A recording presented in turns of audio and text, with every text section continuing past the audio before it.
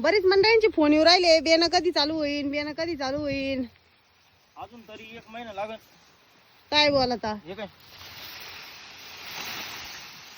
अयो मंडळी, हे बघा अशा हाईटला कटिंग करून घालायचा जनावरांना.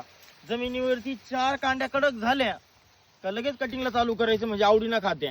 व्यवस्थित सगळं खात्या हो. शेंडे बुडखं सगळं. काय होतं, काही जण आहे ना नुसतं भरपूर चारा काढायच्या नादात आहे का मकार निबार करीत याला आणि मग गोठ्यामध्ये हे करत्या, मग गोठ्याच्या त्या आडी अडचणी. बरोबर. आणि मग म्हणते नेपियर गोठ्यात अडचण देत म्हणून. गोठ्यात अडचण येते. ह्या हाईटचं गवत पाहिजे. आणि अमेरिकन फायजी पण विचारित होते बा मंडळी आपली. अमेरिकन काड्या दाखव 1 मिनिट कशा निबार झाले. दाखवले एवढंच निबार झाल्या पाहिजे. याच्यापेक्षा जास्त निबर झालं. नको खालून 15 फूट आणि 20 फूट नाही करायचं. आणि बाई इकडे अमेरिकन फायजी बरेच जण विचारत होते, पाठीमागा व्हिडिओत बघितल्यावर अमेरिकन फायजीचं काय आहे, बियाणं भेटन का. तर अमेरिकन फायजी आम्ही सरसकट डायरेक्ट कापून गायांना दिलेलं आहे चाऱ्याला. हे बा आता दुसरी कापणी तसं लागल्या बरं का चांगला फुटवा करायला, पण सांगता येत नाही किती दिवसात येईल. आम्ही 2 वर्ष झाले अमेरिकन फायजी नसते वावरातून उचलले त्या वावरात घेऊन जातोय. सक्सेस करायचं चालू आहे, पण वाटत आहे आता होईल सक्सेस. पाहू.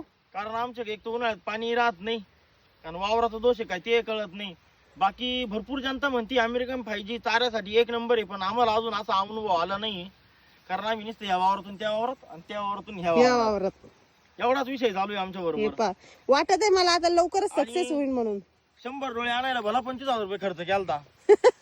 अमेरिकन फायजी मका क्रॉस आलं म्हणून कर्नाटकला गेलतो आणायला आम्ही. काय नाव होतं त्यांचं? यमप्पा यमनप्पा राजापुरे.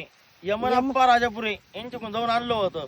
100 डोळे 5,000 रुपयाचे आणि जाण्या येण्याचा खर्च, डिझेल पाणी, गाडी 17,000 रुपये, 1 दिवस मुक्काम, राहणं खाणं असा टोटल खर्च गेला 100 डोळ्याचा 25,000 रुपयापर्यंत.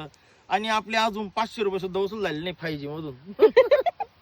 त्याच्यामुळे कोणत्याही गोष्टीला लय घाई करू नये, थोडं दम्मा आणा. अगदी बरोबर.